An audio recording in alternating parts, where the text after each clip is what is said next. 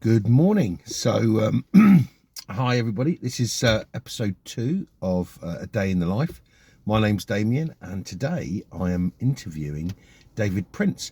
I'm really quite excited about this one actually because he is our latest member of BNI, and he owns a franchise called Minuteman Press, which is just behind me there. So I'm quite excited to find out what makes him tick, why he got involved in business, and what he thinks of BNI as his choice of network marketing. So I'll speak to you guys soon, and I'll introduce you to David. Bye for now. Right, well, hi everybody. Nice to see you. This is episode 2, and we're going to look just there. And I'm excited to say that I'm actually with David Prince in Poundbury, Dorchester, the King's model village, of course. And David owns Minuteman Press, which is the franchise for printing, design, and so on. So I'm very excited to see you. Thank you very much, David, for taking the time to speak to us. So I'm just going to ask you a number of little questions and just tell us a little bit more about you. So my first question to you is, why did you decide to become a business owner? Because I'd spent a long time in finance, in banking. Right, okay. Oh, that's interesting. Yeah, basically got fed up of the corporate model. Yeah. It's all right. Well, see, this is it. It's a busy working office, and this is what we like. This is brilliant. So you're working in finance. Yeah, and 25 years in banking, working all over the world, but got fed up with never getting the rewards that you work so hard for. So. All right. Okay. Yeah. So to be independent is wonderful. Yeah. Thought I'd work less time. And what bank did you work for? I worked for Standard Bank, with South African Bank, Ned Bank. Right. Okay. Some regional banks in the Middle East, a Swiss private bank in the Middle East as well. What was your favourite location of the world that you went to working in, mate? Durban, South Africa. Yeah. And what did you like about that most? Surfing. Oh, so you're a keen surfer. See, you meet people in their clothes and you see them out in business. You never realise that they've got, some Speedos and a surfing board under their arm. That's wonderful. Yeah. If you were to think about, brands, everyone's got like a favourite brand or something that they've always thought, oh, I really like that brand. Is there a brand or a person within business that's motivated you or thought, oh, I really like that brand? No, I don't think so. I'd turn around and say Cadbury's because I love chocolate, Yeah, I mean, I think something like an Aston Martin as a brand or as a vehicle, the classic lines are beautiful. But right, okay. I don't think I've ever been inspired by a brand. By a brand or a business idea or a person, an entrepreneur?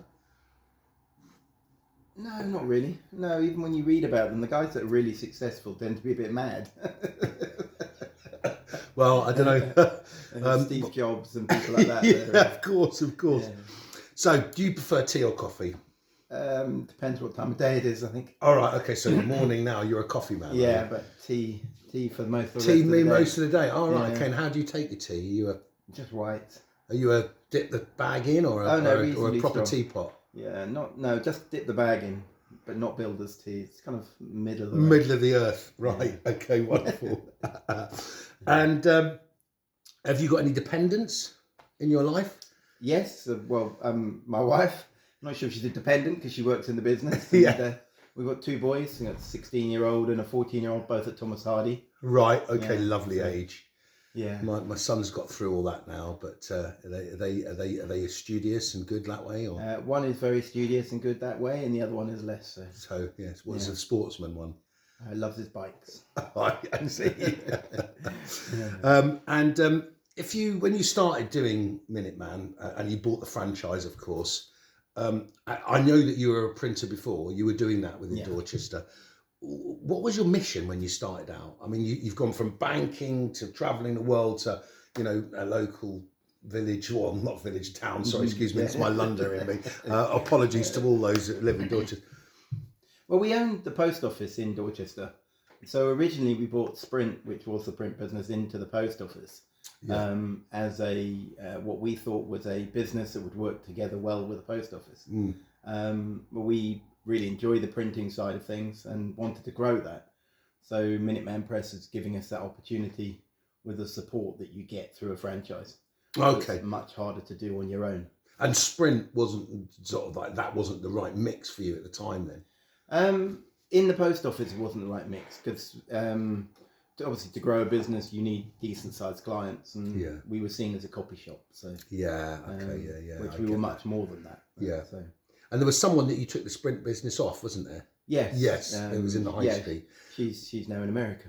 Oh, right, okay. Ironically, it's part of a franchise, yeah. And when you became a Minuteman Press franchisee, what was your decision process to do that, or why did you? What were the real selling points for you? The support that they give. They've got excellent IT support and a capped royalty fee. So working in a post office where the post office take 60% of your revenue, and there's no cap on it, to a 6% capped royalty fee. Right. Okay. I see. Quite a big difference. So, yeah. All right. Okay. So the more you make, the more you earn. Yeah. Right. And they very much encourage you to get above the cap as quickly as possible. They want you to be earning as much as possible, which is a nice attitude to business. And how long do you think, what's your goal mission, your distance? How long would you think you're going to do this for? I mean, come on, we're not getting younger, are we? I mean, it's a business I want to have for the next 20 years. And right. Hopefully if I'm working in 20 years' time, someone shoot me. Yeah, I know. I mean, I don't want to stop working. I didn't mean it well. Yeah. I mean, hopefully 20 years' time, and maybe not working quite so hard, but one of my sons having taken it on. Well, okay, all right. So you're looking at, this business is something, that you want to, move forward with your children. Oh, that's lovely. I think that's really, really good. So it's interesting with Minuteman, because Minuteman and BNI, you're just a new member. You've only just joined us. I remember coming into your sprint shop and saying, "Oh, we've got a great group of people. Come and join us." And then all of a sudden, you turned up. So tell me the story. How did all that happen? Yeah. So Minuteman Press is an advocate of BNI, and it's a 50-year-old franchise with something like 1,000 stores across the world.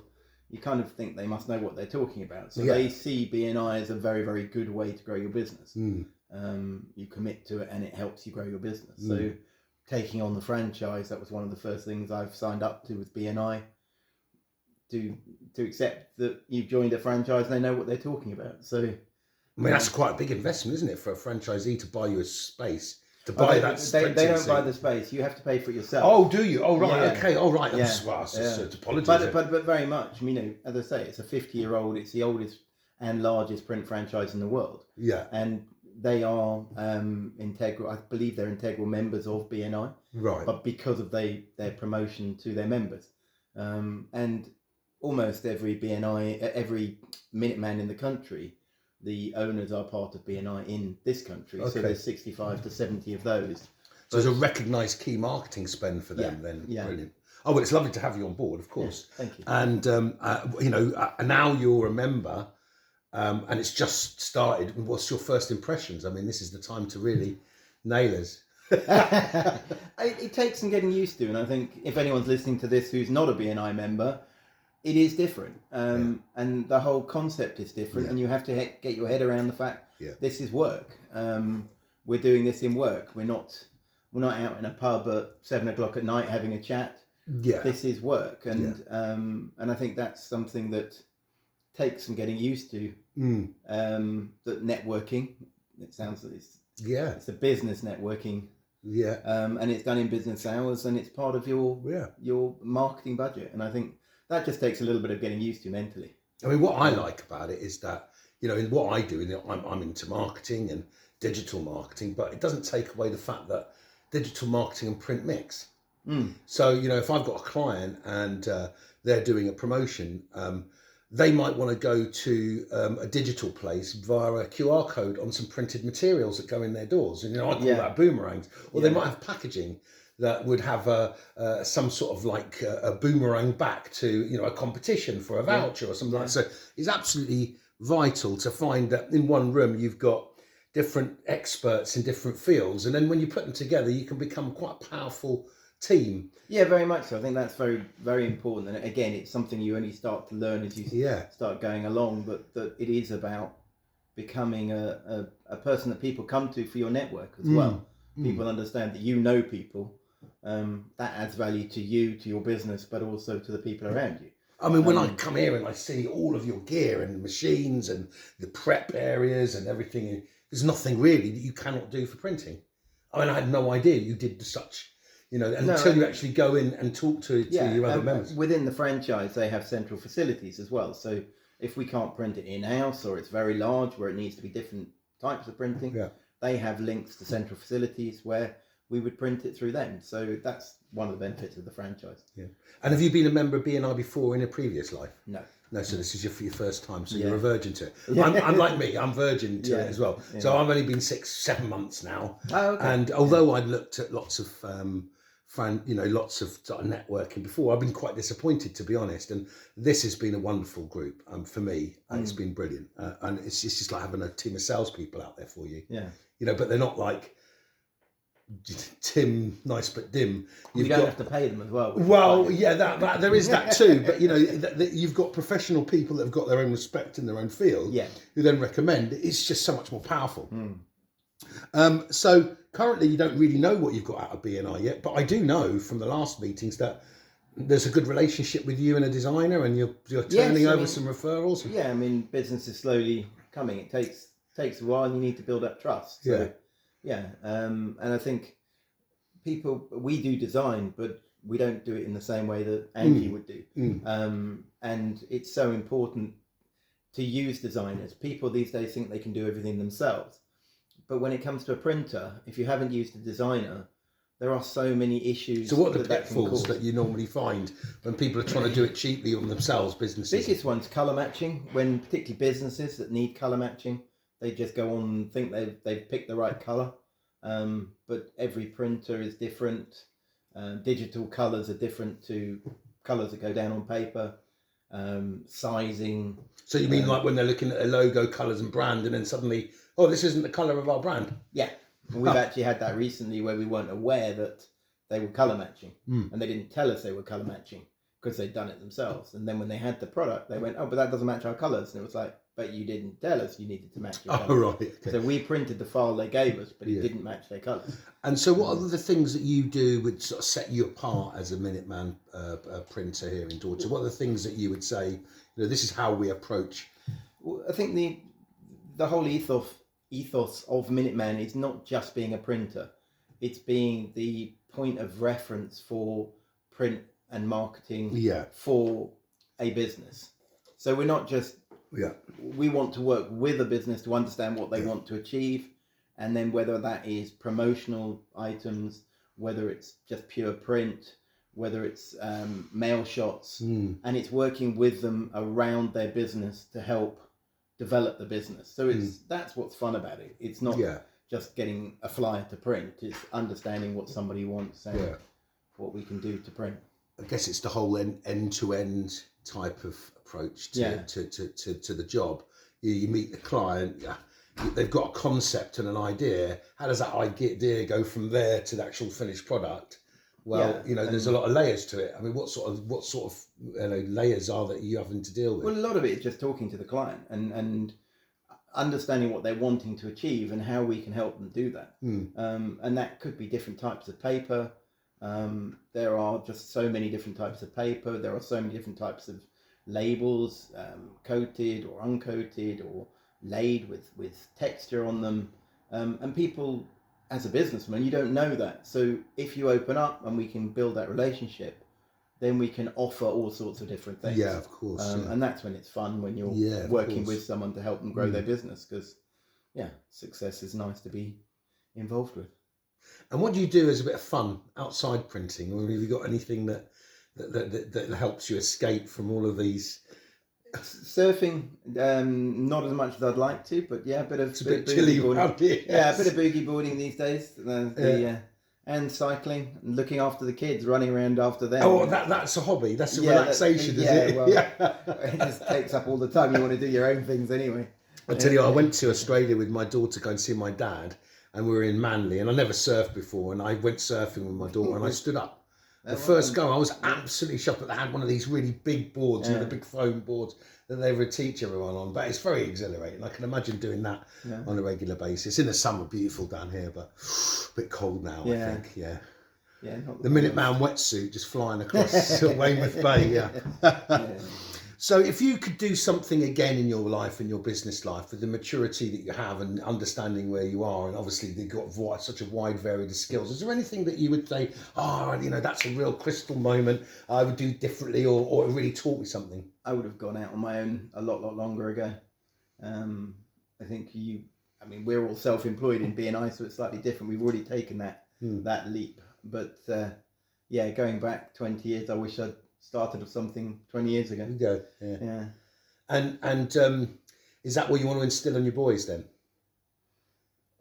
I think they're both different. So yeah, I think it's different people in different ways. But just don't be afraid to take the leap, and it's not as scary as you think it's going to be. Yeah, go for it. Make it done. Yeah, and the hardest thing is to start. Yeah. It's funny because Ben said the same thing. I wish I'd done it sooner. And when I look at my son and I sort of think, oh God, I don't want to be that now son when I was in the jungle and I was old. I don't want to tell him all these sorts of things, but you do want to share with them as what you can. But you realise that they're going to go and make the mistakes that they have to make because that's the way we learn, and all of us are the same. But when you've got a good network, it's fantastic to make a mistake and be picked up. And I love that. So. I won't ask you what you've learned about BNI because I might ask you that in a year's time because you just started.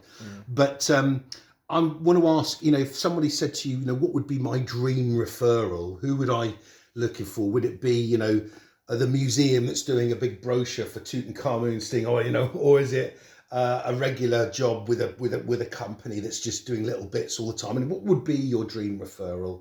And who would you like introducing to?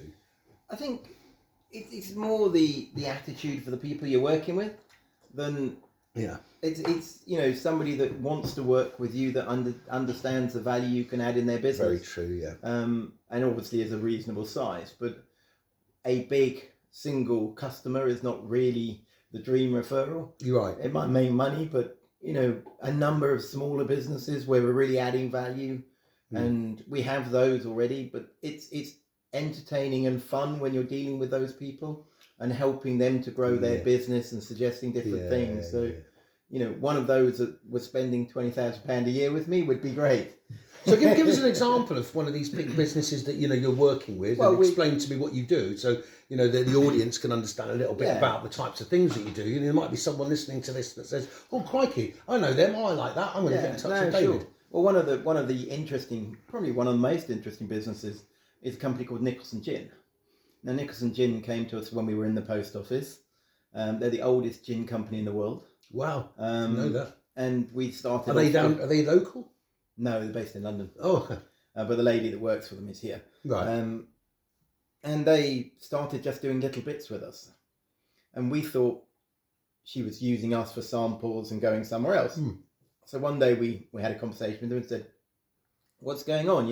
You're printing little things, but we never see the bigger stuff." Yeah. Thinking Nicholson Gin, oldest gin company in the world with a big business. Yeah.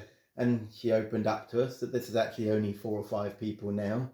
Yeah. They've bought the franchise. Sorry, they bought the name back into the family. A family member had bought the name because it had gone into administration over the last 20 years. Right. And they are reinvigorating a brand. Right. And they sponsor Cheltenham, the gin at Cheltenham. The MCC colours are because of Nicholson Gin. Oh, right. Okay. And so we've done stuff for their events they've done at the MCC. They were at Ronnie Scott's 2 weeks ago. We were doing some menus and things for them there. Did you get invited? No, unfortunately not. No. Sake. She's currently in the Caribbean. Historical reunions. Yeah. She's currently in the Caribbean launching 8 bars for them in Antigua. But everything they do is just chaotic. And this lady loves us because we come up with the goods when she needs them. So you can deal with anyone in a chaotic lifestyle that needs things at the last minute. And Mr. David Prince and Minuteman just squeeze them all together and pull them out. Did you hear that, guys? He's a genius. I used to have long flowing hair, so did I. But what's so interesting with those sort of people is you think you're dealing with a massive company, and then you find you're actually dealing with quite a small business. Well, names, aren't they? They can be quite, a name of a company can be quite deceiving, and what goes on behind it can be very different to your perception you know, and reality is often very different, isn't it? So many of them are like us, where we're all swans on the surface with our feet going like this underneath. Absolutely right. And hopefully we help people slow those feet down. Yeah, well, if you've got someone who's got your back and they're going to make sure that, you know, when I order something, it's covered off and, you know, they're going to get printed without a spelling mistake or whatever. And all these sorts of things. It is things like that. I mean, we've picked up on things where this lady's busy and she's missed something, and we phoned her up and said, is that meant to be like that? And she said, no. And rather than, you know, if you were going online with a print, it would just be printed. Yeah, and then all of a sudden you end up with all that product that you can't use. Absolutely. So, I mean, that's a great thing to do. Yeah, I mean, that's what a local printer that you get to know, that's the value add. Yeah. Is we know your business, we know what it's meant to look like, and we will pick it up when it's not. And is there anyone out in Dorchester at the moment that, you excuse the words, you're hunting down that we can help you? You're going, you know, is there anyone? Well, I know that you're new to Poundbury. I mean, that's the other thing. I mean, you're new to this place. Yeah, because everybody needs print. So it's literally anybody. Yeah. I mean, it is literally anybody. But it's like all of us. It's people that see the value in what we're doing, not that wants it as cheap as possible. Yeah. Because yes, we can be cheap, but cheap doesn't add value. value. Value is completely different. Sort of thing. And I think with digital print, and that must be difficult for you, and you've got the ones that are online, you know, drop down your logo, here is it, it's a template design, and then, you know, they'll do it. I mean, it's pennies. The difference between that and what you're doing is that you're providing a service which is like the whole design, print, management, delivery, finish, and quality. I mean, look at this room around you and all of the facilities that you've got, both upstairs and downstairs. It's not, you know, a sort of like a cheap roller printer type of approach. And people think everything online's cheap, but it's not. Vistaprint is actually not particularly cheap. Their business cards are cheap. Yeah, they're not. But everything else is an add-on and costs money. So it's perception again that people think. It's like EasyJet, isn't it? You know, it looks like really great. It's cheap to go and fly, but once you've actually booked your trainers on and your trousers and other things, you know, the flight ticket is like more expensive than something that's got it all included. So where would you see your company's success now over the next 12 to 24 months? I mean, what are the key things that you're looking at doing as a business moving on? Well, it's improving turnover. I mean, that's kind of the fundamental key metric. With that will come different machinery that will allow us to do more and more in-house as opposed to using central facilities. Have you got anything on your eye on anything at the moment? Always. It's like boy in a toy shop when you run a print business. There's so many fun toys and gadgets you can buy. There's a guy over in I think it's Sherborne Way that has a printing business, and he's just bought himself one of these gold leaf layers for the thing. He was just talking about, I don't know what he's talking about. He was foiling. Yeah, he was just so excited about it. He got his foiling kit. Yeah, no. Yeah, I mean, but you know, everyone's, and I was like, every sort of printer I meet, they're gadget guys. I mean, they got stuff everywhere. Yeah. It's boys and their toys, yeah. So you haven't got your eye on anything particularly that you think, oh, if I had that would make me money. There's no one that's got doing any of that type of thing. No, I mean, there's always stuff you can buy to make more money. Yeah. But yeah, we'll keep with what we've got at the moment. Yeah, and grow it and keep it grow from there. Yeah. Brilliant. And coming to the sort of like the end of this, really. But how would you like to see our BNI group grow? I mean, what would be, you know, how would you like to see your relationship with BNI? I mean, you're obviously a young member and there's lots for you to, you know, be experienced with. I mean, I'm experiencing something new every week. But obviously we'd like to be your trusted printer for the whole network. And I think we need to grow it. You know, there's 22 members at the moment. I think maybe 30, 35 would probably be a good number. Agreed, yeah. But it's got to be people that see the value and of course, and give us gain and all the rest of it. So if you can't find that number of people, then 25 or 28 good people that believe in it is better than. Well, absolutely. I mean, it's a very active group. I think it's great. I mean, we do need a few more tradespeople and a couple of things like that. But you know, when I first started to look at BNI here in Dorchester, I found it quite a challenge because it just started, and I'd been to a few other networking groups, but this is one of the most engaged groups I've been in. So is there anything else that you'd like to add at all, David, to share with anybody? Because, you know, this little chat we've had, this is content that you can use and people will find you, and in the link in the description below there'll be all the information about our BNI group and also Minuteman Press, what they do, how to get hold of them, and a link to their brochures and so on. So is there anything that you'd like to tell anyone that listens to this and actually manages to get through our 24 minutes? I think it's just, think of your printer and your local printer as a key integral part of your business. We're not a cost, we're a value add. And if you look at it as a cost, then it's like looking at your BNI membership as a cost. It's a value add, and we're the same. Yeah. Any of the members, I think, would say the same thing, that we add value. Yeah. We're not a cost, we're a value add. Well, I mean, I've really enjoyed speaking to you because I didn't realise the breadth of colour that you held. But thank you very much indeed, David. It's really lovely to meet you. Thanks very much for listening. And again, in the description below with all the information that you would need.